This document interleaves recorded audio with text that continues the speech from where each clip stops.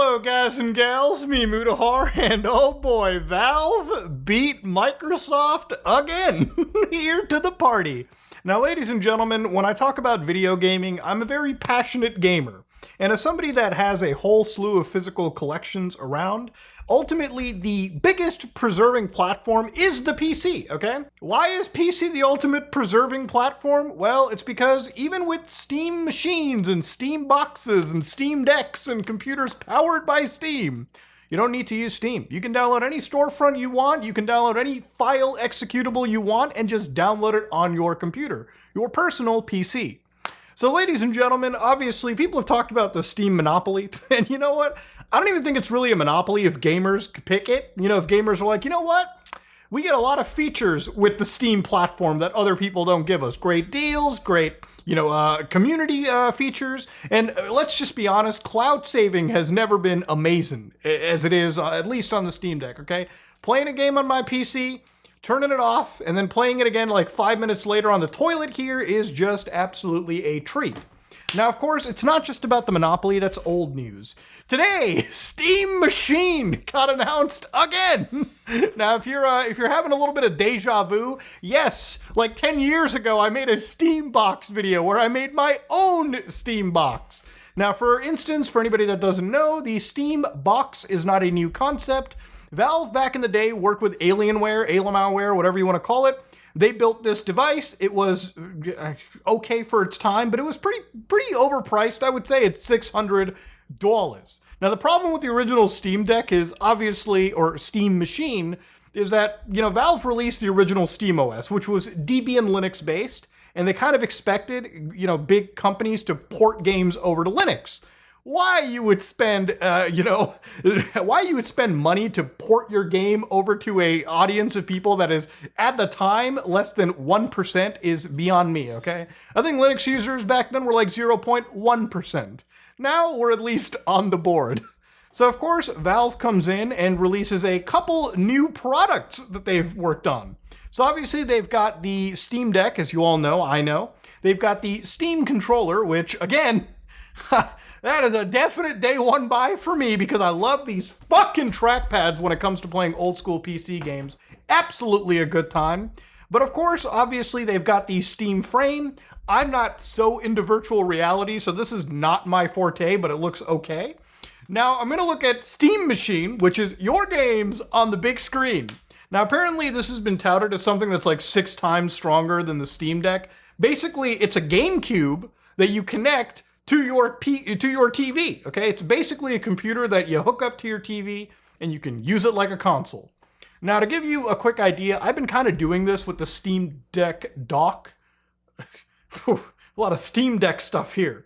So this is something that I paid like $100 for, and it's basically a dock that you can connect your Steam Deck to and use your Steam Deck as if it was a console. You can connect a PlayStation controller, Xbox controller, some Switch Joy-Cons, a dildo, whatever the fuck, to the actual Steam Deck, provided it has Bluetooth, and use it as a controller. And for me, it's been how I've done most of my console gaming. Now, do the games look as pretty as the PS5? No, they don't even look as pretty as the PS4 sometimes. But it's like a Nintendo Switch, you hook it up to a TV, you play some of your games, it's that convenience factor. You can play a game on a big TV, rip it out of the dock, and play it in your hands in fractions of a second. So none of this is super duper new to me. So of course, looking at the actual device over here, ladies and gentlemen, this is where your Steam library is in one place. So it's got SteamOS, it's got a small form factor, it's cool and quiet, I/O for days, and of course, a CPU and GPU allowing you to have 4K gaming at 60 frames. I love when companies, even as beautiful as Valve can be, that's a straight up fucking lie. And we'll get to why it's a lie, because they very much say it's FSR, so it uses upscaling. Basically, it's when your game runs at a low resolution, and using software trickery and black magic, it upscales the image, so it looks relatively decent. Now it's got storage, so 512 gigabytes all the way to 2 terabytes. And it's expandable with micro SD. So good job right there. Connectivity looks pretty good, and the power brick is built right in. And that's what the actual device looks like. I would not actually obscure anything related to the actual device simply because I think it just needs good flow. But yeah, it looks like a cube. It looks like a pretty nice form factor. And they even stuck in an LED strip Me, I don't necessarily care about LEDs, but I'm sure there's a lot of you people that do, so there you go.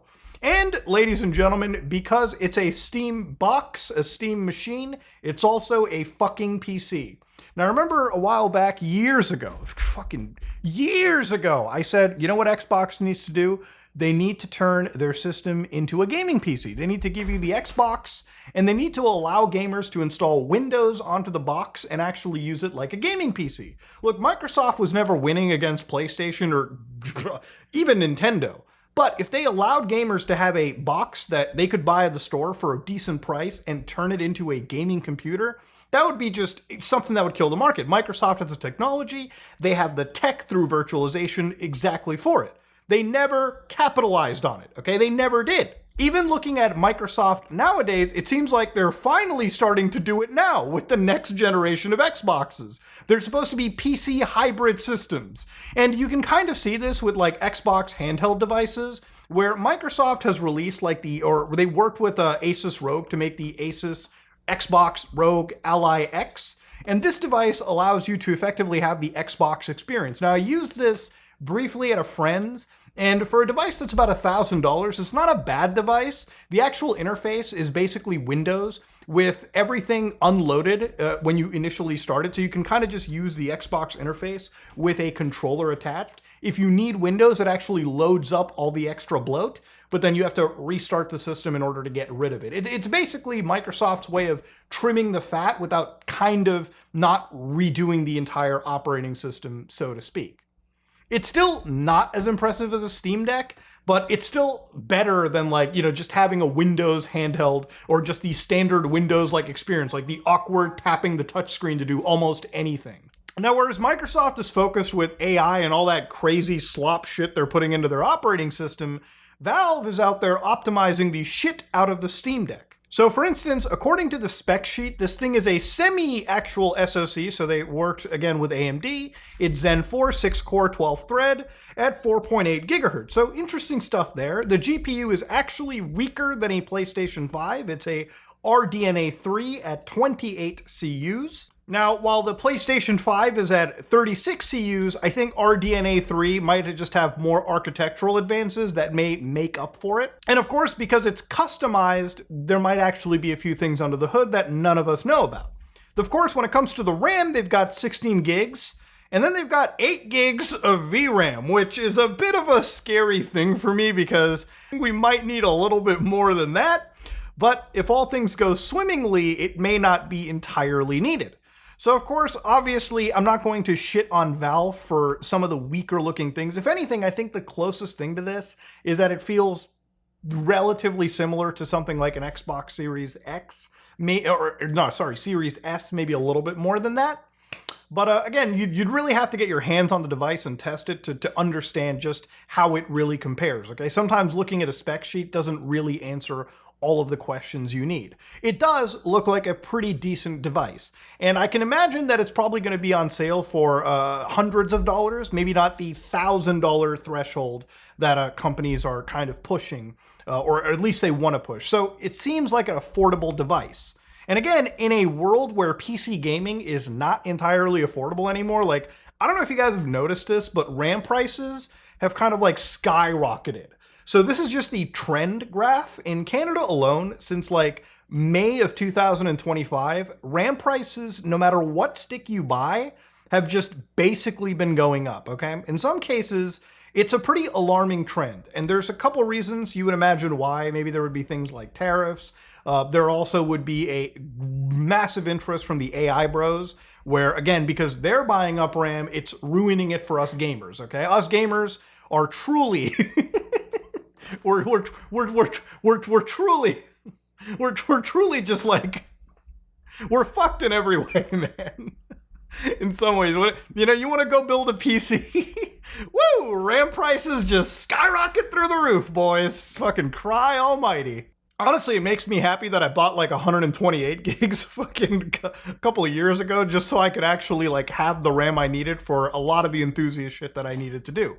But yeah, things are getting pretty heavy up in the price, but ultimately I hope that with Valve, it's not going to affect too much. So look, ultimately, at the end of the day, they kind of did beat Microsoft at their own game. They kind of beat them to market, or at least it's looking like they're beating them to market.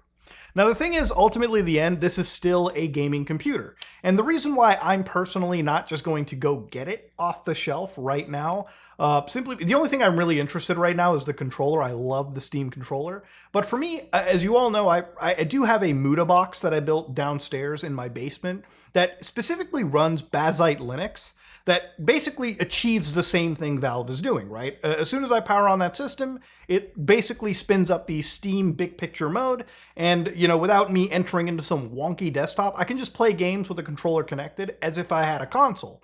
In fact, for the most part, that's one of the reasons why my usage of the PlayStation and the PlayStation 4 have kind of diminished, simply because the Steam boxes that I have around me just kind of do everything. With a lot of video games right now that are kind of taking away the ownership in terms of physical media, not all of them, but it's becoming an alarmingly growing trend. There's really no reason why I wouldn't just go to Steam, or better yet, GOG, and purchase my games through there.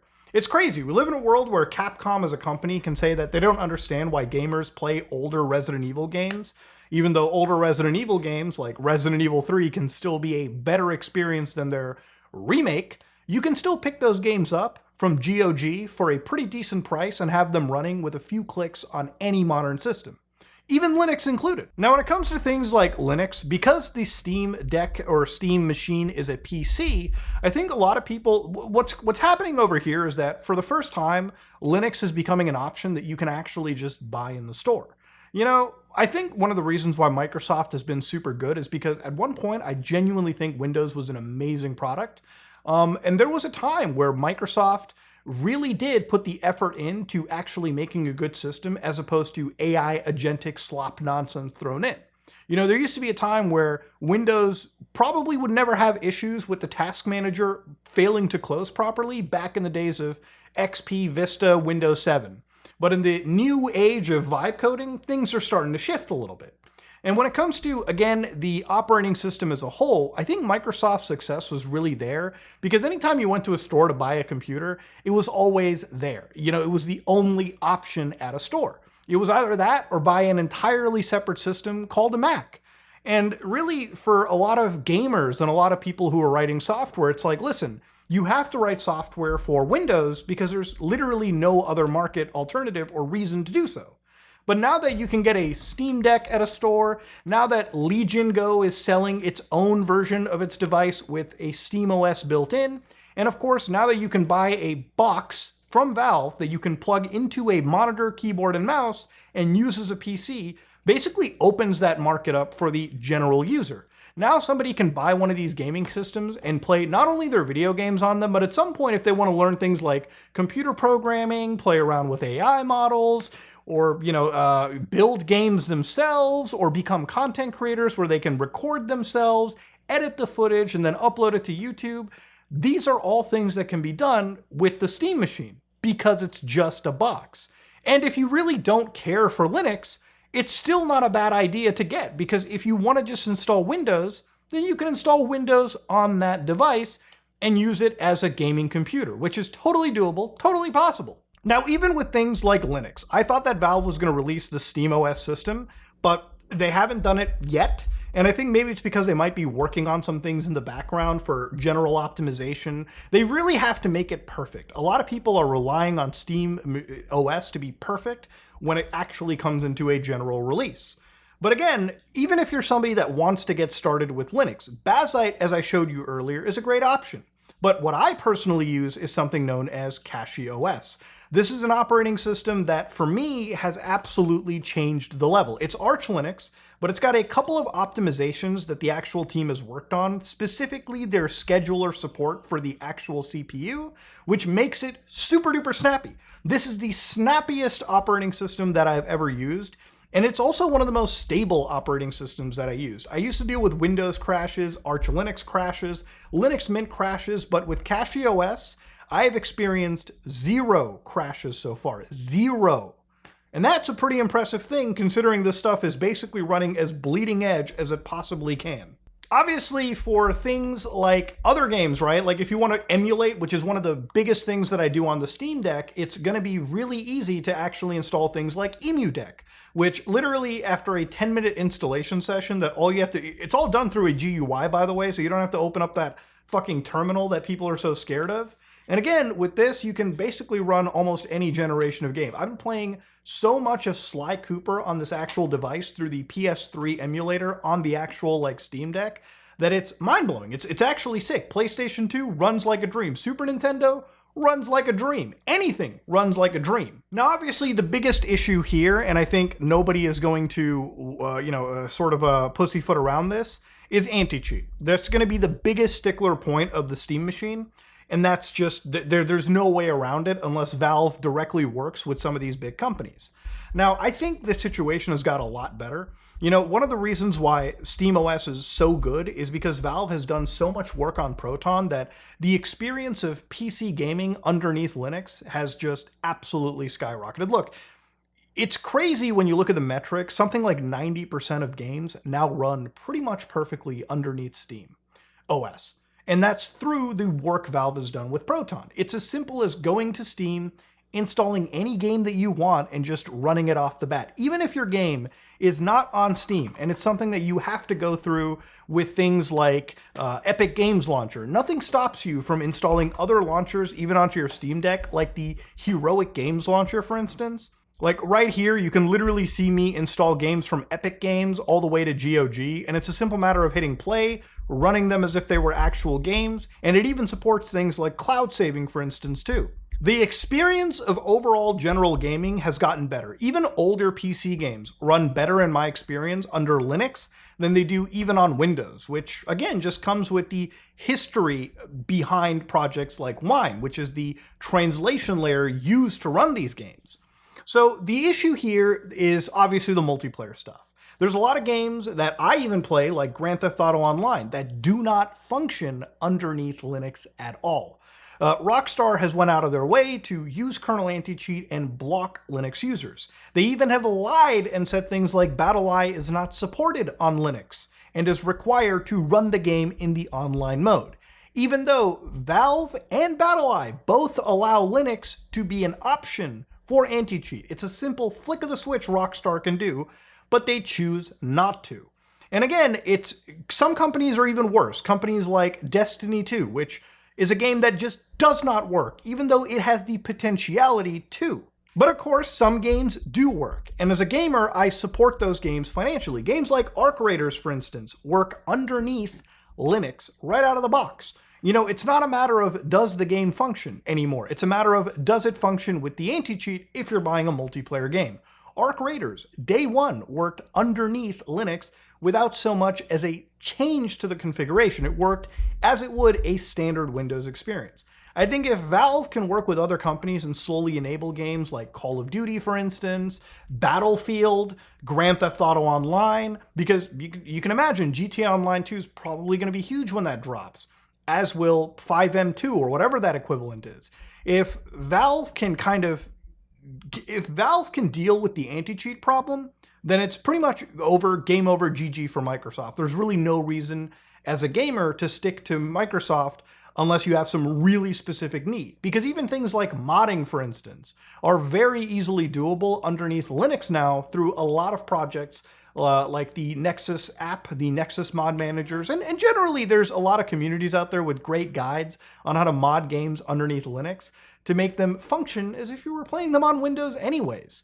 So yeah, ladies and gentlemen, it's been a huge day. I think Valve has kind of done a pretty big deal, right over here. Even though they're not beating Microsoft in numbers, I think overall, because of how open their platform is, because of the open source nature of the software that they're working with, it benefits all gamers. Even if you don't use Steam, the work that Valve has put in is something that reflects across the entire ecosystem. And that's more than can be said for companies like Microsoft that are so focused on AI bullshit that they're actually ignoring that people just want a computer. People just want a system that they can connect to, play a couple games in, do some productivity, and not deal with the bloat and shit that comes with connecting to services and having all your stuff done by agentic messes. Ladies and gentlemen, this is me, Mutahar, and if you like what you saw, please like, comment, and subscribe. Dislike it if you dislike it. I am out.